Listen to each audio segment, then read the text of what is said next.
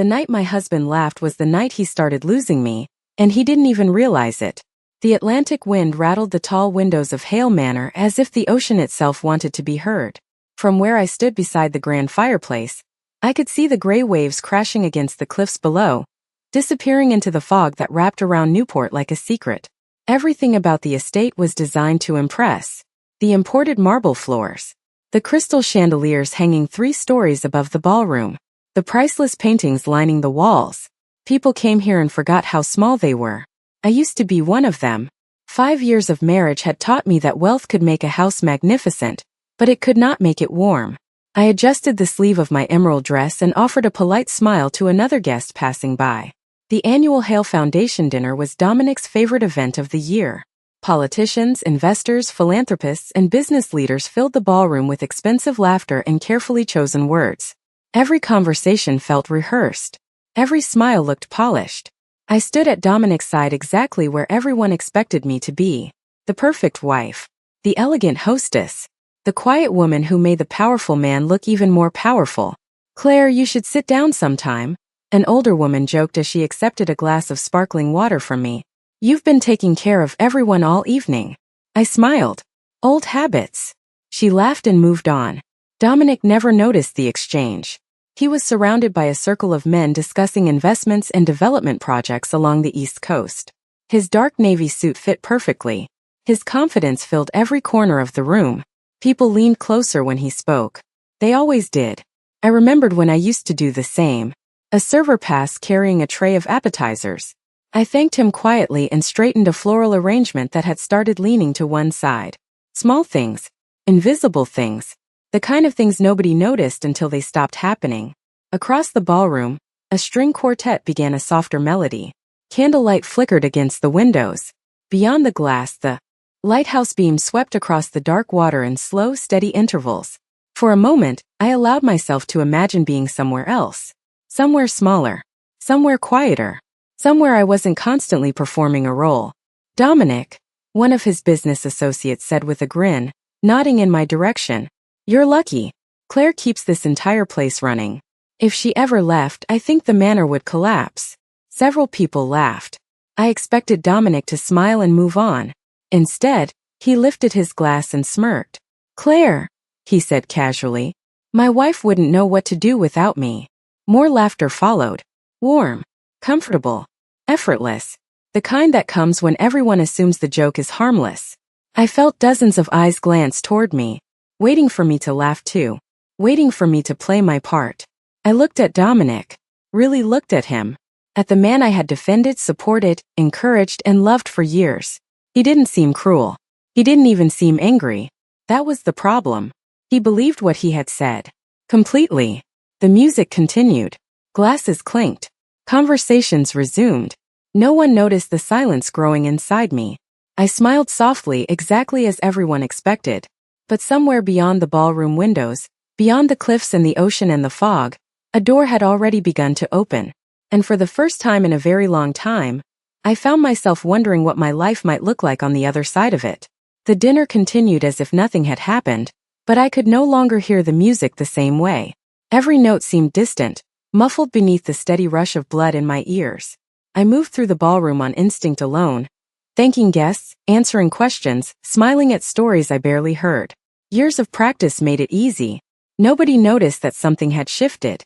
Nobody except me. An hour later, the final speeches began.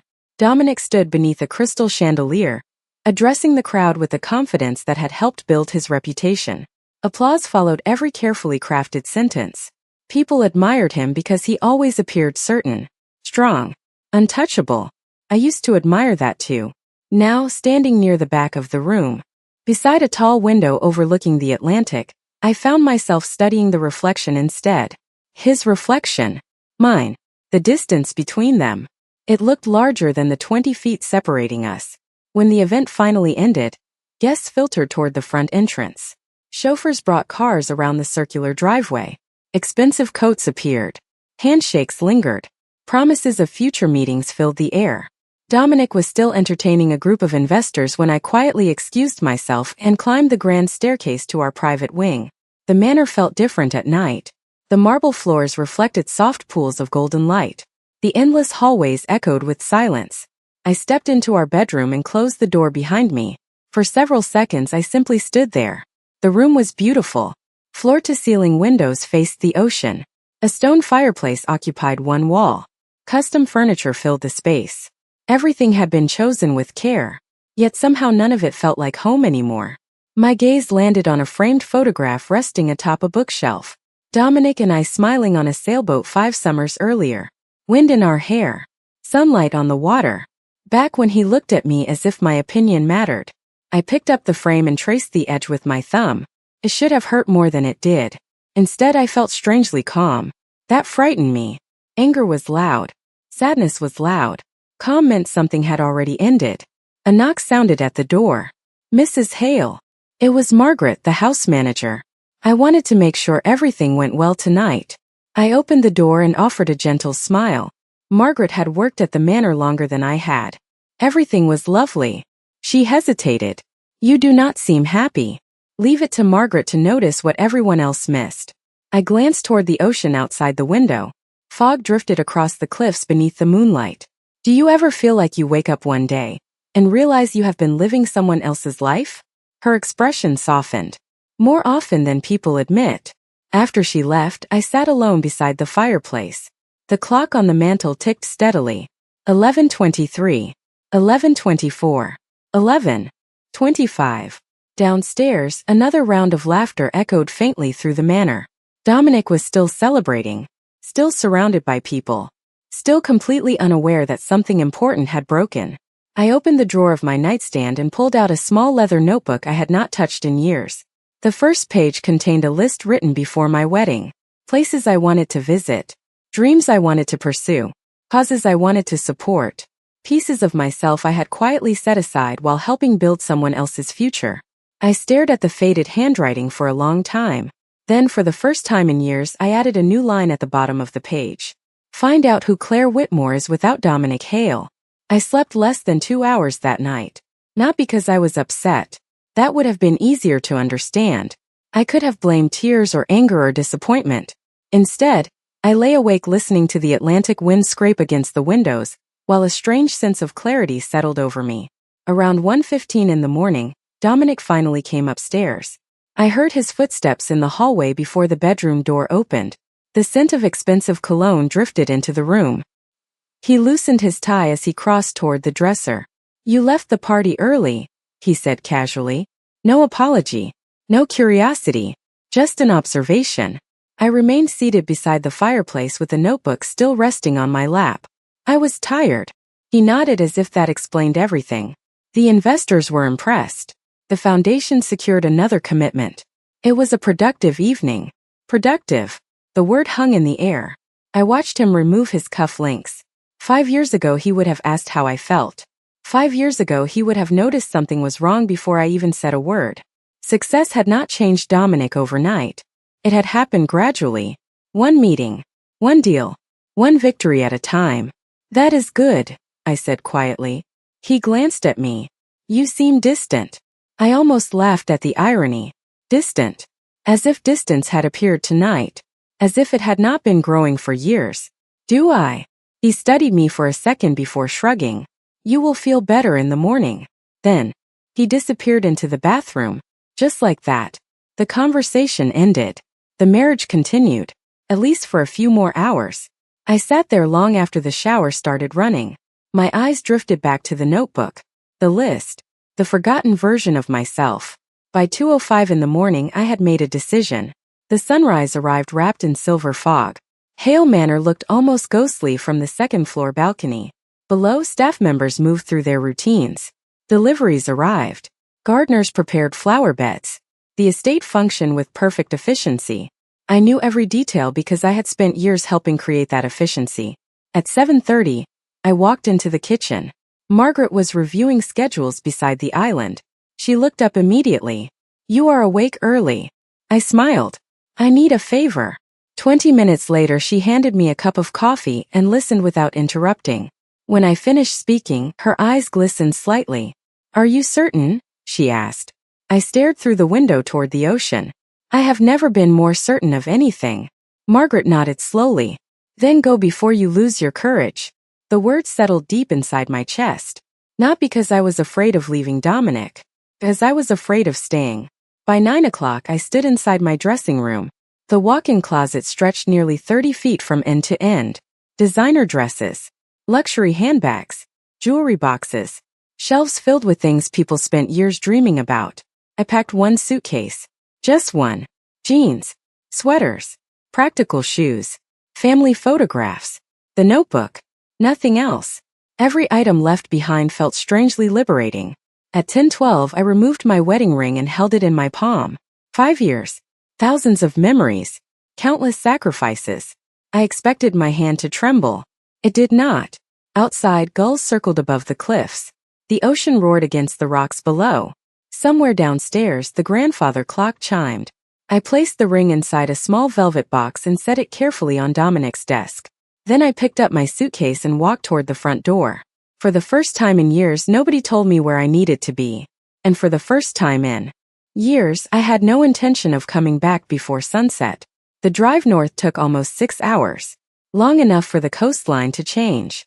Long enough for the fog of Newport to give way to pine trees, fishing towns, and quiet stretches of highway that seemed untouched by the world I had left behind. I turned off my phone somewhere outside Portland. Not dramatically. Not angrily. I simply pressed the button and watched the screen go dark. The silence that followed felt like taking a full breath after years of breathing through a straw. By late afternoon, I crossed into Bar Harbor. The harbor water shimmered beneath a pale sky. Fishing boats rocked gently against wooden docks. Seagulls drifted overhead. Nobody here knew the name Hale. Nobody cared about private foundations, political dinners, or exclusive guest lists. To them, I was just another woman arriving with a suitcase and a tired smile. I rented a small cottage overlooking Frenchman Bay. The owner was a retired schoolteacher named Evelyn. She handed me the keys and pointed toward a porch facing the water. Best sunrise view in town, she said. Coffee tastes better out there. I thanked her and carried my suitcase inside. The cottage could have fit inside one wing of Hale Manor. A modest kitchen. A living room with faded blue furniture. 2 bookshelves. 1 bedroom. A porch. That was all. Yet standing there with the windows open and the scent of salt water drifting inside, I felt richer than I had in years. Hundreds of miles away, Dominic discovered I was gone. I would learn later that he found the ring first. The velvet box sat exactly where I had left it on his desk. According to Margaret, he stared at it for several seconds before asking where I was. Calmly, confidently, certain there had been some misunderstanding. Mrs. Hale left this morning, Margaret told him. She packed 1 suitcase. He reportedly laughed.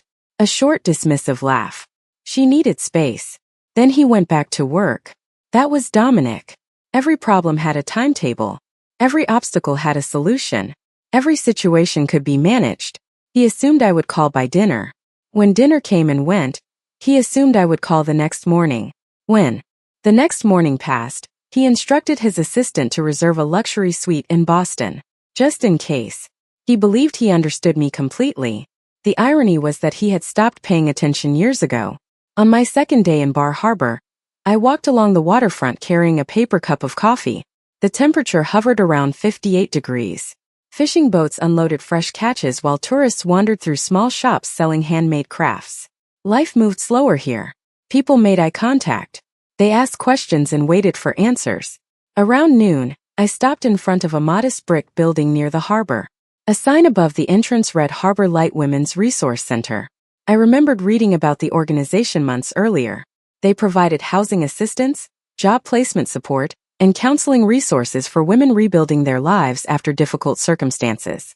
Before I could talk myself out of it, I pushed open the door and stepped inside. A volunteer greeted me warmly. "Can I help you?" she asked. I glanced around the small lobby. Bulletin boards, community flyers, fresh coffee brewing somewhere in the back. Purpose. Real purpose. For the first time in years, I knew exactly how to answer. "I hope so," I said softly. "I am looking for a place to start over." 3 weeks passed faster than I expected. Every morning began the same way. Coffee on the porch. The smell of salt in the air. Fishing boats moving across Frenchman Bay beneath ribbons of morning fog. For the first few days, I kept waiting for guilt to arrive.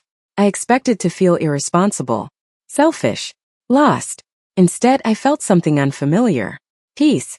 Harbor Light became part of my routine almost immediately. The center was smaller than most of the guest houses at Hale Manor, yet more meaningful things happened there in a single afternoon than I had witnessed at 100 charity galas. Women came through those doors carrying different stories. Some were rebuilding careers. Some were searching for housing. Some simply needed someone to listen. I started as a volunteer, filing paperwork, organizing donations, answering phones. Nothing glamorous. Nothing impressive. Exactly what I needed. On a rainy Thursday afternoon, the director, a kind woman named Rachel Bennett, placed a stack of folders on my desk. "You are surprisingly good at this," she said. I looked up from a spreadsheet. "At filing." She laughed. "At seeing problems before they become emergencies." I smiled. If only she knew. Years spent managing events, foundations, staff schedules, donor relationships, and public appearances had taught me how to anticipate chaos. The difference was that nobody here treated my work as invisible. "Thank you," I said quietly. Rachel tilted her head. "You have done this before." Not a question. A realization. I glanced toward the rain streaking the window. Something like that. She never pushed for details. One of the things I appreciated most about Bar Harbor was that people respected silence. Meanwhile, nearly 400 miles away, Dominic's world had begun developing cracks. I learned pieces of the story through Margaret, who occasionally checked on me through brief messages. The first problem appeared during a foundation board meeting. Dominic arrived expecting a routine approval process for several community grants. Instead, board members raised concerns. Deadlines had been missed. Partnerships had stalled. Communication had deteriorated. Dominic blamed administrative staff. Then he discovered something unexpected. For years, many of those relationships had been managed directly by me. Quietly. Consistently. Without publicity. Without recognition. The second problem surfaced when several longtime employees submitted resignations. Not because they disliked Dominic. Because they trusted me. People stayed loyal to organizations for many reasons. Money was only one of them.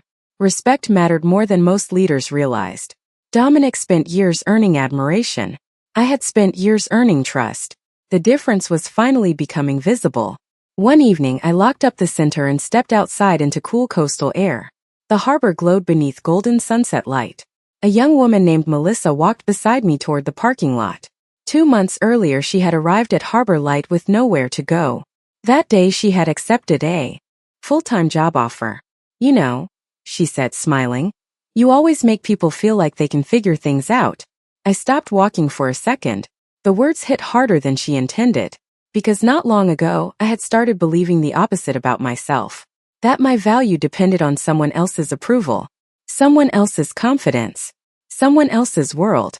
As Melissa drove away, I stood alone beside the harbor and watched the last sunlight disappear beyond the water. For the first time in years, I did not wonder whether Dominic needed me. I wondered whether I had finally learned how to need myself. The first letter arrived on a Tuesday morning. I found it tucked beneath the screen door of the cottage when I stepped outside with my coffee. No return address. No stamp. Just a plain white envelope with my name written in handwriting I knew instantly. For a long moment, I simply stared at it while the harbor breeze moved through the pine trees surrounding the property. Then I carried it inside and placed it on the kitchen table. I did not open it. Not immediately. The fact that Dominic had found me was not surprising. The fact that he had chosen a letter instead of showing up himself was. The envelope remained there for 3 days. 3 full days.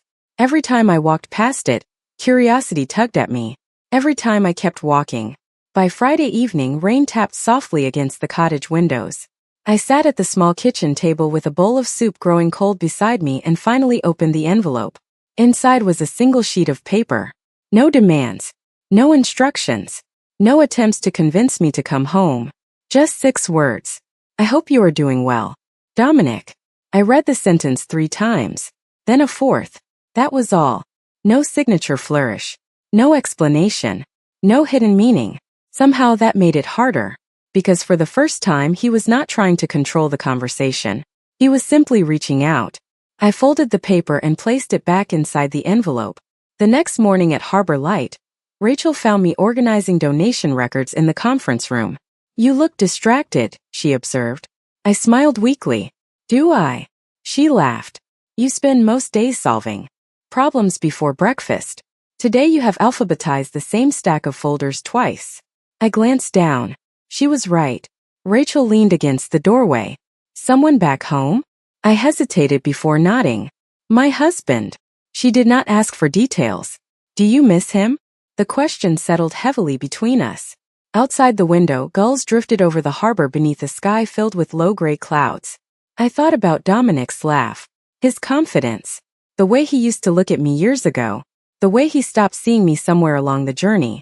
Some days, I admitted. Rachel nodded as if she understood perfectly.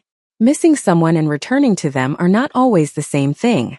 That night I sat on the porch wrapped in a blanket while fog rolled across the bay. The envelope rested beside my chair. Across the water, distant harbor lights flickered through the darkness like scattered stars. For weeks I had focused on rebuilding my life, learning who I was outside of marriage, outside of expectations, outside of Hale Manor.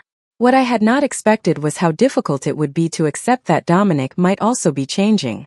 Another message arrived the following week, then another, each one short, respectful, no pressure, no requests, just small observations about his days. The foundation, the gardens, a sunrise over the cliffs in Newport. The letters did not ask me to return. They simply reminded me that somewhere far away, a man who had once been certain of everything was learning how to live with uncertainty. And for the first time since I left, I found myself wondering not where Dominic was, but who he was becoming. Autumn arrived quietly in Bar Harbor. The mornings grew colder. The harbor air carried the scent of pine and wood smoke. Leaves painted the hillsides in shades of gold, amber and crimson. Life settled into a rhythm that felt increasingly natural, as though I had always belonged here. 3 months had passed since I left Newport. 3 months since I walked out of Hale Manor carrying a single suitcase and a heart full of unanswered questions. The letters continued, one every week, never demanding, never manipulative, sometimes only a few sentences, sometimes a page. Dominic wrote about ordinary things, the restoration of an old greenhouse on the estate, a charity program that finally launched successfully, a cook who had accidentally burned an entire tray of dinner rolls. Small details, human details, the kind he never would have noticed before. I never responded, not because I wanted to punish him, because I still needed space to understand what I felt. One Saturday afternoon, Harbor Light hosted a community fundraiser near the waterfront. Local businesses donated supplies. Families wandered between booths. Children chased one another across the grass while a folk band played near the marina. I spent most of the afternoon helping organize volunteers. Around 4 o'clock, Rachel approached carrying 2 cups of coffee. You have a visitor, she said carefully. My stomach tightened instantly. Somehow I knew before I turned around. Dominic stood near the edge of the harbor. Alone. No assistance. No security team. No convoy of black vehicles. Just Dominic. He wore a charcoal coat against the coastal wind. His hands rested in his pockets. For a moment neither of us moved. The sounds of the fundraiser seemed to fade into the background. The gulls. The music. The laughter. Everything became distant. I walked toward him slowly. He watched me approach, his expression unreadable. When I stopped a few feet away, neither of us spoke immediately. Finally, he broke the silence. You look happy. His voice sounded different, softer somehow. I glanced toward the harbor. I am. He nodded. No argument. No challenge. Just acceptance. The wind lifted strands of my hair across my face. Dominic looked older than I remembered. Not physically. Something deeper. The certainty he used to wear like armor seemed gone. I thought about coming here 100 times, he admitted. Every week I convinced myself not to. Why? I asked. A faint smile touched his lips. Because every time I wanted to come, it was for the wrong reason. The answer surprised me. He looked out across the water where fishing boats drifted beneath the afternoon sun. At first I wanted to bring you home. He paused. Then I wanted to convince you that you were wrong. Another pause. Then I wanted to explain myself. His eyes met mine again. Eventually I realized none of those reasons mattered. Something shifted inside my chest. Not forgiveness. Not yet. But something. Dominic took a slow breath. You were right, Claire. The words landed harder than any apology. About what? He laughed quietly, though there was no humor in it. About dignity. The harbor breeze moved between us. Cold. Honest. Real. For the first time since I left, Dominic Hale was standing in front of me without power, without status, without control. Just a man facing the consequences of his own blindness. And somehow, that was far more difficult to ignore than all the authority he had ever possessed. We walked along the harbor after that. Not side by side at first. There was still too much history between us for comfort to come easily. The late afternoon sun painted the water gold while fishing boats drifted toward their docks. Around us, life continued without paying attention to our unfinished story. Children laughed near the marina. Couples carried shopping bags through town. A dog barked somewhere in the distance. Ordinary sounds. Ordinary moments. The kind I had spent years missing. Dominic kept his hands in his coat pockets as we followed the shoreline path. I used to think providing everything was enough, he said eventually. The house. The security. The opportunities. I watched a sailboat move slowly across the bay. That was never the problem. He nodded. I know that now. For several steps neither of us spoke. The silence felt different from the silences we used to share. Back then silence often meant avoidance. Now it felt honest. Do you remember the bookstore in Connecticut? I asked suddenly. Dominic looked surprised. The one we stopped at during the storm? You bought 3 books even though we were only supposed to be there for 10 minutes. A faint smile appeared on his face. You spent $40 on coffee and pastries. Because we got stranded there for 6 hours. His smile widened slightly. You insisted it was fate. I laughed softly before I could stop myself. The sound caught both of us off guard. For a brief moment I saw the man I had fallen in love with years ago. Not the businessman. Not the public figure. Just Dominic. The realization hurt more than anger ever had. Because it reminded me that the man I missed had always been real.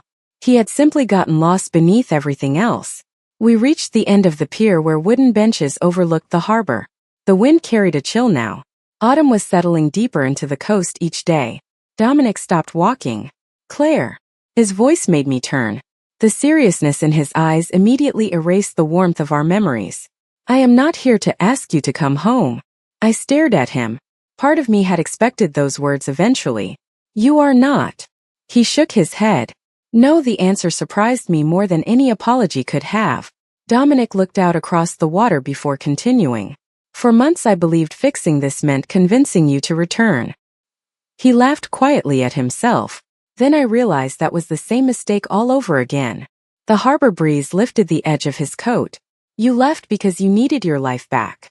If I truly love you, then I cannot ask you to give that up for my comfort. My chest tightened unexpectedly. There was no performance in his voice. No strategy. No negotiation. Just truth. What happens now? I asked. Dominic met my eyes. That is your decision. The words settled between us. Heavy. Honest. Terrifying. Because for the first time since I met him, Dominic was not trying to influence the outcome. He was surrendering control completely. The sun dipped lower toward the horizon. Long shadows stretched across the docks. Finally, Dominic reached into his coat pocket and removed a small envelope. This belongs to you. I accepted it carefully. What is it? Something I should have done a long time ago. Before I could open it, he stepped back. One step. Then another. The distance between us slowly growing. Take care of yourself, Claire. There was sadness in his eyes, but also peace.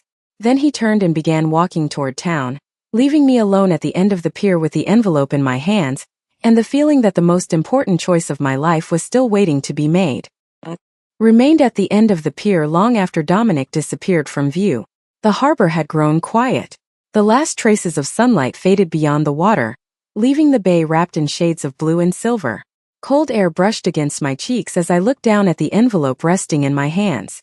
For several seconds I simply stared at it. Then I opened it. Inside was a set of legal documents. At first I did not understand what I was reading. Then my eyes found the name. Harbor Light Women's Resource Center. My breath caught. The papers transferred ownership of a newly established endowment fund to the center. Enough funding to secure housing assistance programs, job training initiatives, counseling services, and operating expenses for years. Enough to change hundreds of lives. Tucked behind the documents was a handwritten note. The familiar handwriting immediately blurred through unexpected tears. I blinked and forced myself to read. Claire, I spent years believing love meant protecting people from every difficulty. I thought providing answers was the same as providing respect. I was wrong. You did not need my protection. You needed my trust. You did not need my permission. You needed my respect. I do not know what tomorrow looks like anymore. For the first time in my life, I do not control the outcome. But I know this. The world is better because you are in it. These people are better because you chose to stay and help them. I do not know what to do without you. But I am learning how to become a man worthy of asking for another chance. Dominic. The harbor lights shimmered across the dark water. Somewhere in the distance, a bell buoy rang softly through the evening mist. I read the note twice, then a third time, not because I needed to understand the words, because I needed to understand the man who had written them. 3 months earlier, Dominic would have attached conditions, expectations, promises. Now there was only accountability, no pressure, no deadline, no demand for forgiveness, just growth, real growth. I folded the note carefully and held it against my chest. The following weeks passed quietly. Life continued. Harbor Light expanded its programs. New families received assistance. New volunteers joined the center. Winter arrived along the Maine coast, bringing frost-covered mornings and snow-dusted rooftops. Through it all, I kept thinking about one simple truth. Love had never disappeared. Respect had. And respect, unlike love, required daily choices. One snowy morning in early December, I stood on the porch of my cottage watching sunlight sparkle across the frozen edges of the harbor. My phone rested in my coat pocket. For almost 10 minutes I stared at the screen. Then I finally typed a message. Thank you for the gift. Thank you for letting me choose my own path. I hope you are doing well too.